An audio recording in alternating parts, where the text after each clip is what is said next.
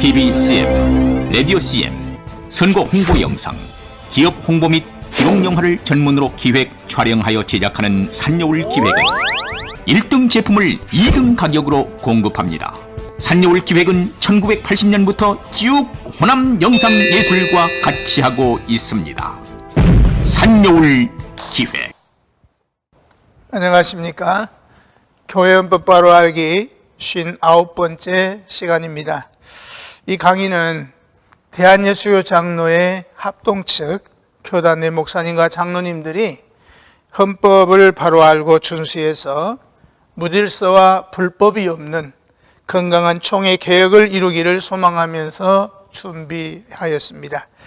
노회와 총회를 섬기는 목사님, 장로님 여러분, 우리가 목사로 장로로 임직할 때 서약했던 그 임직 서약을 준수하기 위해서라도 우리 모두 헌법을 바르게 알고 준수해서 건강하고 질서 있는 노회와 총회를 만드는 일에 함께 해주시기를 소망하면서 59번째 강의는 권징조례 제8장 증거조 규례 중에 69조의 규정부터 살펴보도록 하겠습니다.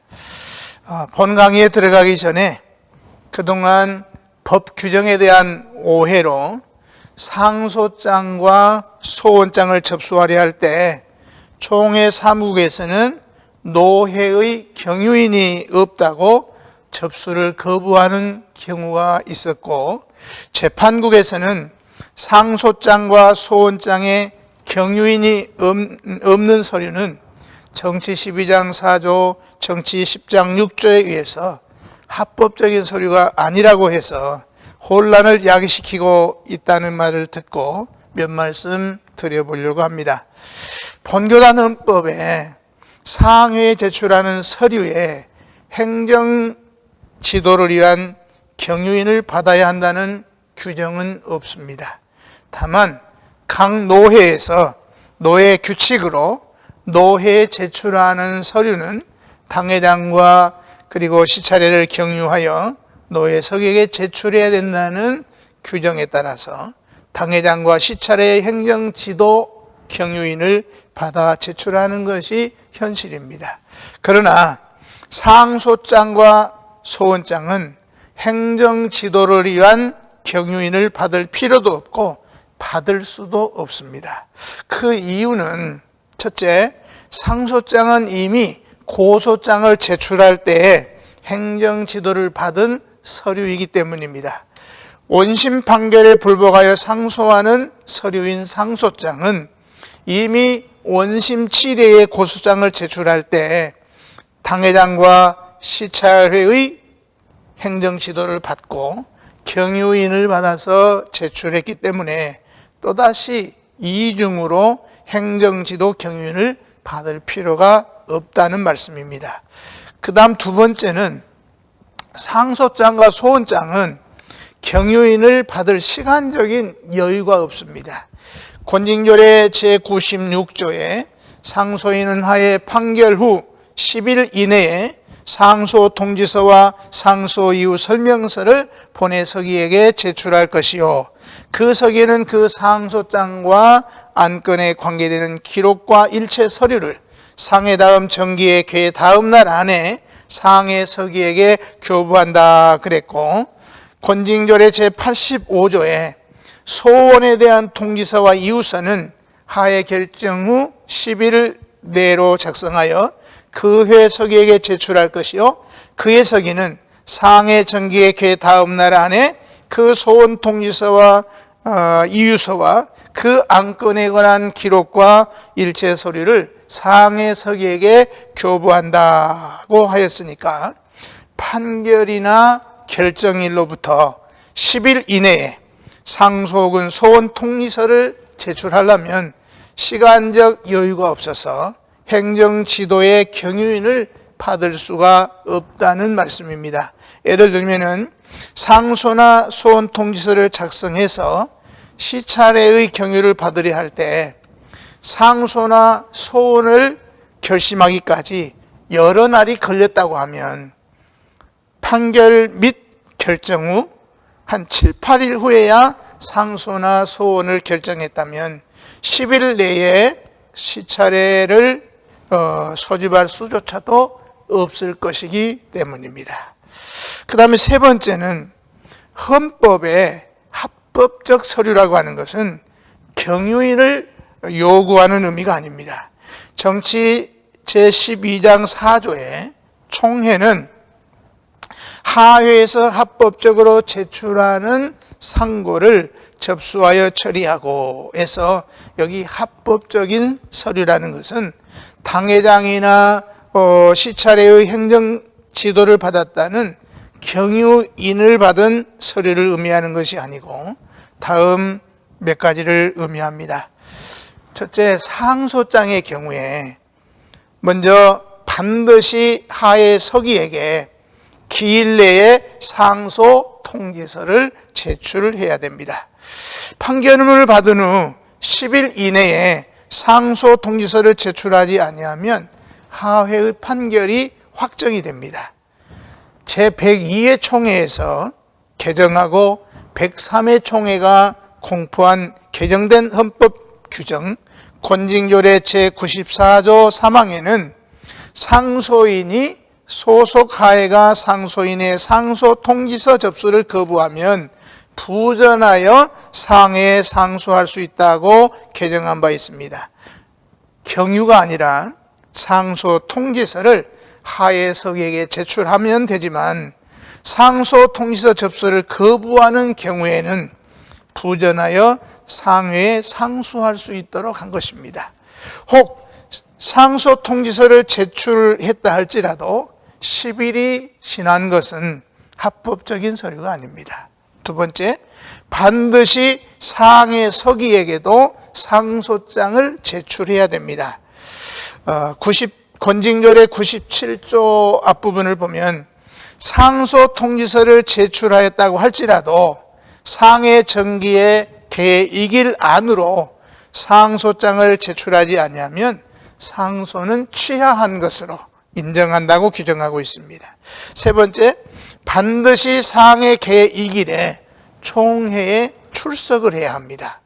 상소인은 상회 개이길에 불가항력의 고장을 인하여서 출석하지 못한다는 증거 없이 본인이나 대리인이 출석하지 아니하면 상소권은 취하한 것으로 인정하고 하회의 판결이 확정이 됩니다.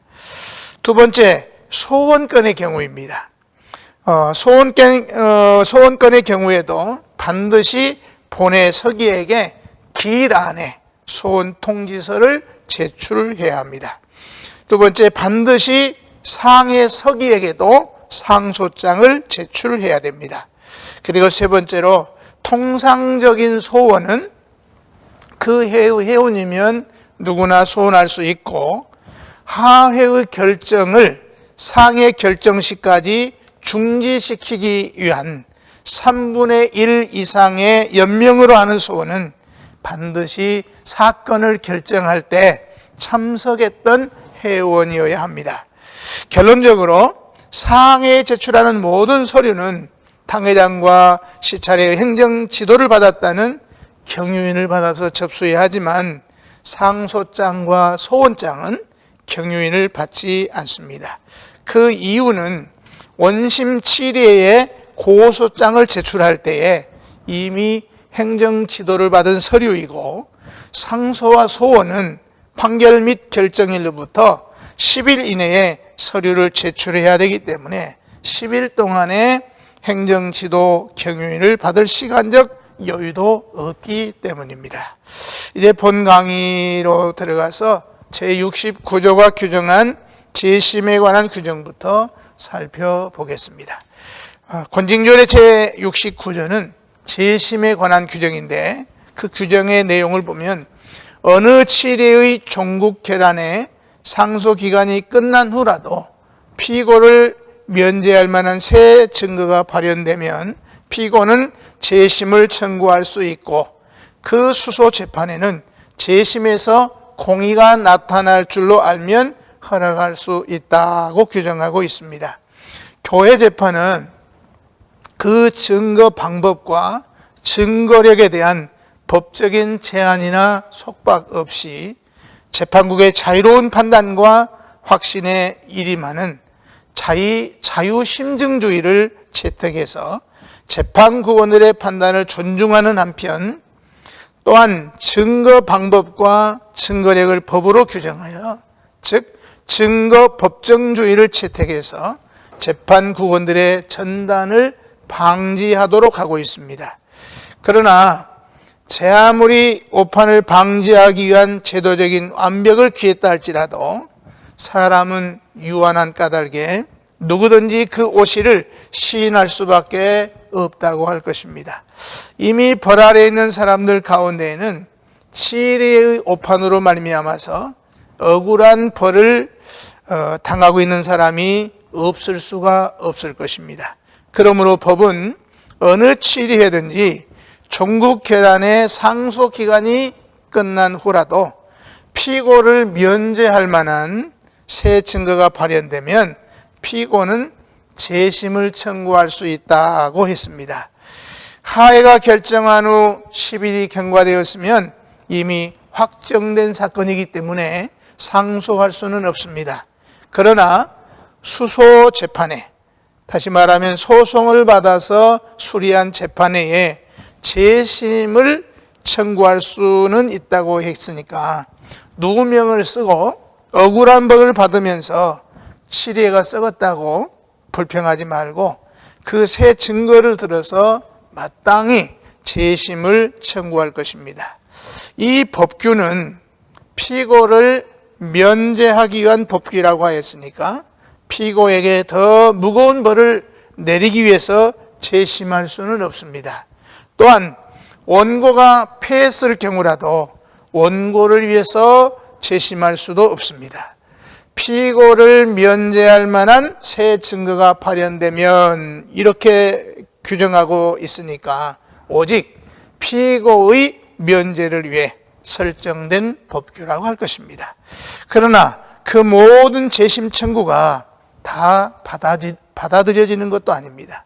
치리회가 사실하여 재심에서 공의가 나타날 줄로 알면 허락할 수 있느니라 그랬으니까 재심 청구의 허락 여부는 오직 수소 재판회의 전권에 속한 문제입니다. 그리고 여기서 새 증거란 재판 당시 취급하지 아니한 증거여야 되고 재판 당시에 취급한 증거를 판증할 만한 새 사실이어야 하는 것입니다.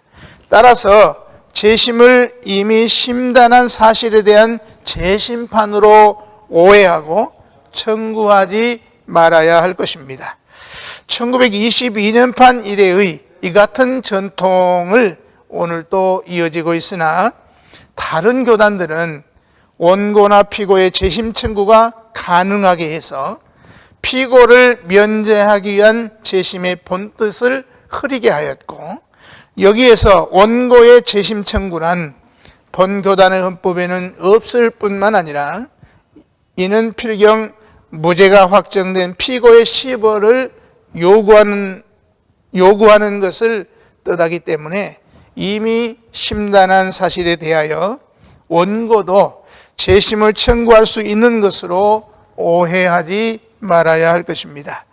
또 재심 사유를 안 날부터 1개월 이내에 하도록 한다든지 2, 3년이 경과되면 재심 청구도 할 수 없다고 제안하고 있는 그런 교단들도 있지만 억울한 누명을 쓰고 벌받은 처지를 생각할 때 확정 판결에 대하여 재심 제도를 두는 목적은 누명을 쓰고 벌 아래 있는 자에게 누명을 풀어주고자 하는 것이기 때문에 기간을 두어 제한하는 일은 옳지 않다고 생각합니다.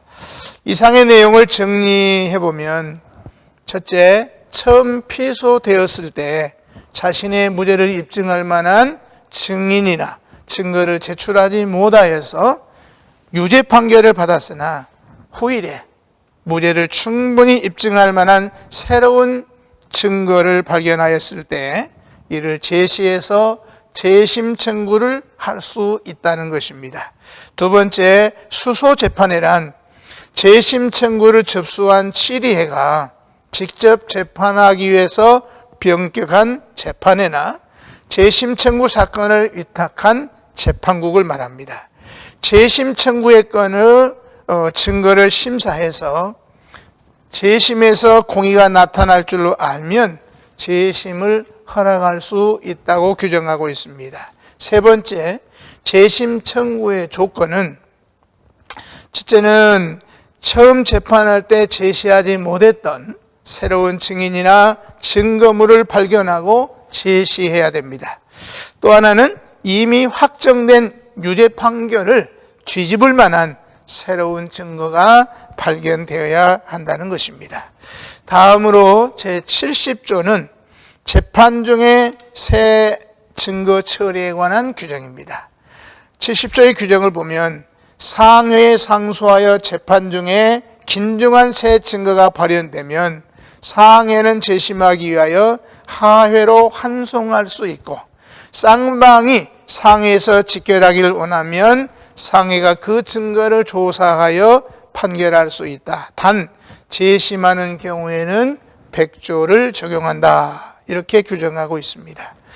하회 재판 시에 무죄가 될 만한 증거를 제시하지 못해서 유죄 판결을 받고, 상회에 상소해서 재판 진행 중에 원심 당시 모르던 무죄 판결을 받을 만한 새로운 증거가 추후에 발견되어서 제시하거나 알면서도 증거 가치를 잘 살필 줄 몰라서 제출하지 못한 긴중한 새 증거가 있을 때에는 상소인과 피상소인은 다 같이 그 새 증거를 제출할 수가 있습니다.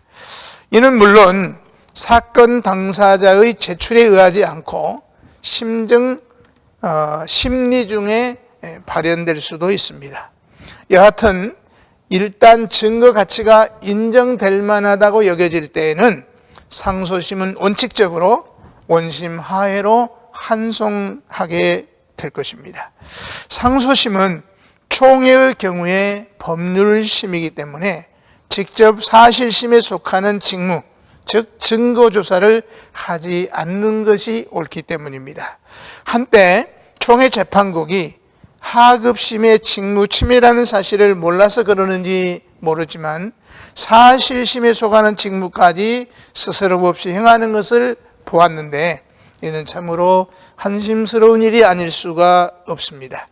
반드시 원심하회로 내려 보낼 것이로되, 혹시 상회에서 직결하는 것이 유리하다고 판단되면 상회 직결을 청원할 수도 있을 것입니다.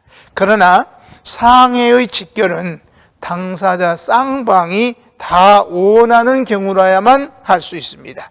그리고 신증거를 제출하는 방법은 상회 심리석에서 직접 제출할 수 있고, 혹은 서면으로 제출할 수 있을 것입니다. 어떤 분들은 새로운 증거도 아니고 긴중한 새 증거는 더구나 아님에도 불구하고 무슨 결정적인 증거를 포착하거나 한 것처럼 당당한 위세를 가지고 나오는 경우도 있을 수 있을 것입니다. 이와 같은 일은 혹시 판결을 지연하는데 다소 유익이 있을지 모르나 사건을 담당한 재판국원들에게 상회나 하회를 가리지 않고 좋은 인상을 줄 수가 없고, 이로 말미암아서 판결에 악한 영향이 미칠 수는 있어도 그것이 유익이 될 수는 도저히 없을 것입니다. 그런즉 공연히 소란을 피워서 해로운 결과를 자초하는 어리석은 자가 되지 말아야 하겠습니다. 이렇게 새 증거가 나타났을 때 할 일을 간단히 정리를 하면, 첫째, 상회는 본건을 하회로 환송하여 재심케 할 수 있고, 두 번째, 원고나 피고 쌍방이 상회가 그대로 재판에서 직결하여 주기를 원하면 상회는 새로운 증거를 조사하여 판결할 수 있습니다. 그리고 세 번째, 이때는 하회에서 결정한 것이 권계나 견책이면 정지하고, 그 밖의 시벌은 상해 판결이 나기까지 결정대로 합니다. 다음은 제9장 상소하는 규례를 살펴보도록 하겠습니다. 제71조는 상소의 종류에 관한 규정입니다. 제71조의 규정을 보면 당해나 노예에서 처리한 사건을 각기 차서에 의하여 상해에 상소하는 방법은 다음과 같다. 1. 검사와 교정. 2. 위탁 판결. 3. 소원. 4. 상소로 규정하고 있습니다. 7회에서 이루어진 사건이 상해에 의해 처리되는 방법은 검사와 교정, 위탁 판결, 소원, 상소의 방법이 있다고 하는 규정입니다. 1929년 제18회 총회 결의에 의하면 지교회나 노회의 소송 사건이 발생할 시 우선 부근 타 지교회나 노회원을 청하여 협동 해결케 하고 이에서 해결이 불능한 사건만 상회에 소송할 것, 이렇게 결의한 바가 있습니다. 먼저 상소에 관해서 살펴보겠습니다. 상소라고 하는 것은 전시법조문 그 제4항만을 지칭하는 것으로 생각해서 판결을 취소 혹은 변경하기 위한 소송으로만 여기기가 쉽습니다. 그러나 법은 4항의 상소는 물론이고 1항의 검사와 교정, 2항의 위탁 판결, 3항의 소원 등도 상소로 규정하고 있습니다. 그리고 관할 7회가 마땅히 접수 처리해야 될 재판 사건에 대해서 접수를 거부할 때 고소인은 그 접수 거부, 다시 말하면 불수리를 취소하는 소원을 상해에 제출할 수가 있을 것입니다. 이런 경우에 소원은 명백한 상소건이 되는 것입니다. 두 번째는 특수한 경우에 상소가 있을 수 있다는 것입니다. 그런데 가령 관할 7회가 그 소송권 접수를 거부할 때에 그 7회가 접수 거부하는 이유를 부전을 했거나 혹은 7회가 부전도 없이 반려해서 고소인 스스로가 사유를 부전하여 직접 상회에 그 고소장을 제출할 수 있다고 하는 것은 이미 앞에서 말씀을 드렸는데, 이런 경우 이 사건도 상소건이 되느냐 하는 것에 대해서 다소간에 분명하지 않은 점이 있는 것으로 보입니다. 가령 관할 7회의 소송사건 불수리도 일종의 처리로 볼 수 있을 텐데, 당해나 노회에서 처리한 사건을 각 차서에 의하여 상소하는 경우에 해당하는 것으로 보면 그것은 상소가 맞고, 그러나 이런 경우 법이 규정한 4가지 종류의 상소 중에 어디에 해당되겠는가 할 때 검사와 교정은 아니고 위탁 판결은 더구나 아니고 불수리 결정의 취소나 혹은 수리를 촉구하는 안건이라면 명백한 소원건이 되지만, 하에서 접수가 거부된 고소장을 상해가 직접 접수하는 사건이기 때문에 고소장을 접수하면서 소원건이라고 하기도 좀 어색해 보인다고 하겠습니다.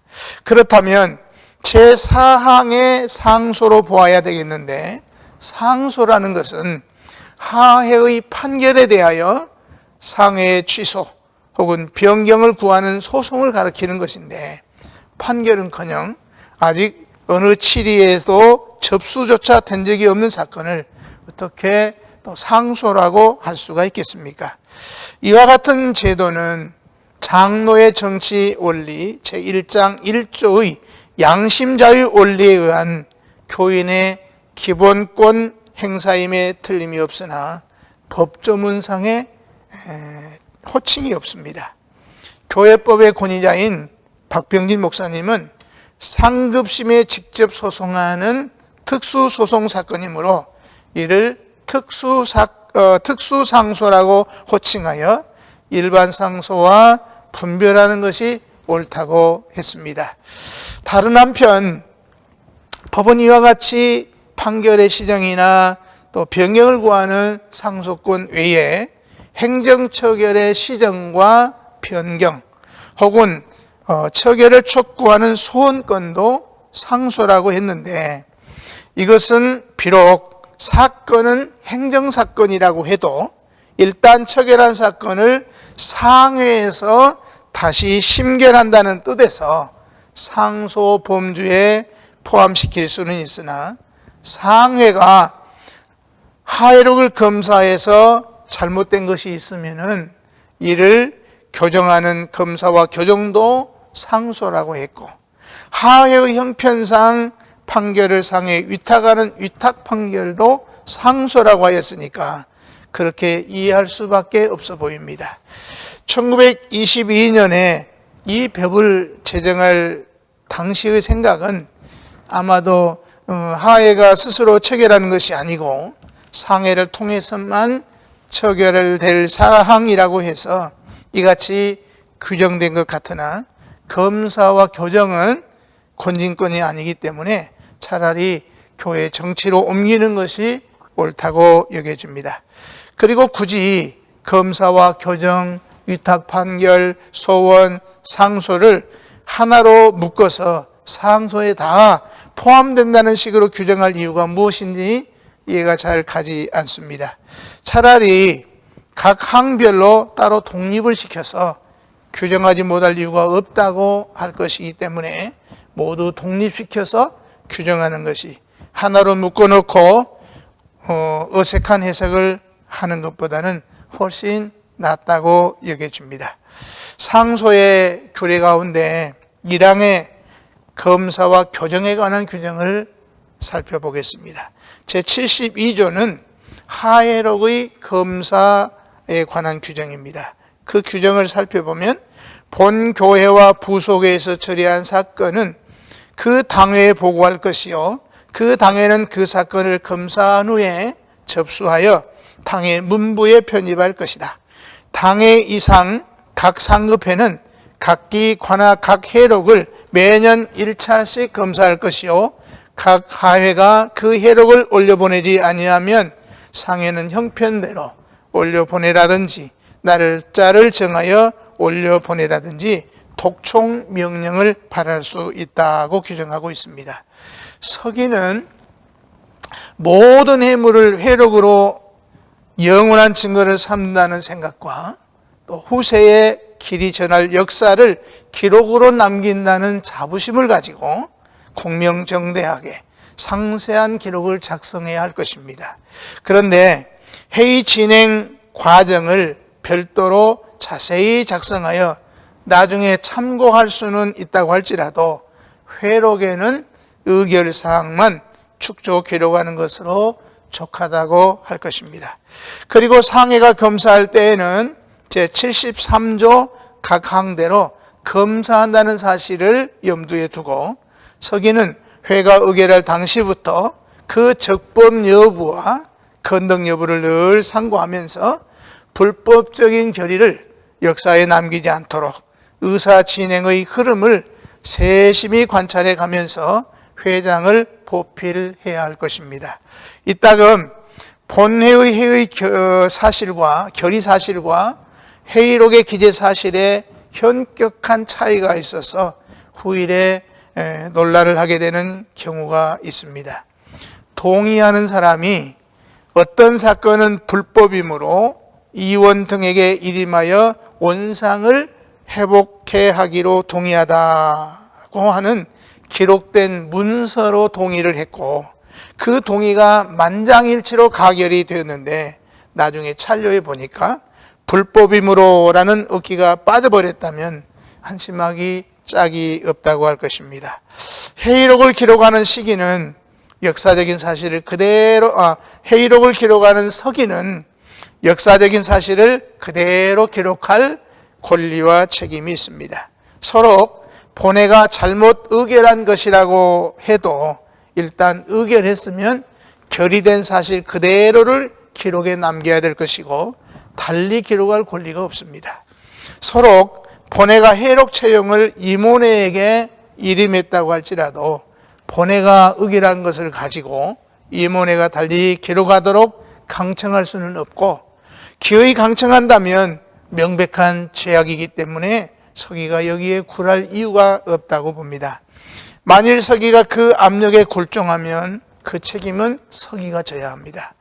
역사적인 사실을 은폐하거나 변조해가지고 유익을 얻을 자는 원수 마귀이고 마귀의 화살 맞은 불법의 자식들 뿐이라고 할 것입니다. 그러므로 부당한 압력을 넣는 자는 벌써 마귀의 앞잡이가 된 것이라는 말씀입니다. 당회는 소속 각 회의 지도 방침에 따라서 매월 사업계획을 승인하고 사업보고를 채택해서 당회 문부에 편입해야 될 것이고 고문을 보내서 직접 자문에 응하게 하되 필요하다고 인정할 때는 수시로 회의 문부를 검사하여 교정하게 할 일입니다. 교회 정치문답전의 622문에서 서기가 무엇이냐에 대해서 서기란 회록을 작성하여 보존하도록 지정된 자를 가리킨다. 모든 치리에는 회록 작성을 위해서 서기를 선임하며 만족이 여기는 동안까지 계속 심호한다. 서기는 조심해서 회록을 작성할 뿐더러 이를 보존하며 정당한 요청을 따라 회록 초본을 발행한다. 이같이 서기가 발췌한 회록 초본은 교회의 소송 당사자들은 물론 어느 치리에서도 믿을 만한 것으로 인정된다. 이렇게 해석하고 있습니다. 여기까지 59번째 강의를 마치도록 하겠습니다. 감사합니다. TVCF, 라디오 CM, 선거 홍보 영상, 기업 홍보 및 기록 영화를 전문으로 기획, 촬영하여 제작하는 산여울 기획은 1등 제품을 2등 가격으로 공급합니다. 산여울 기획은 1980년부터 쭉 호남 영상예술과 같이 하고 있습니다. 산여울 기획.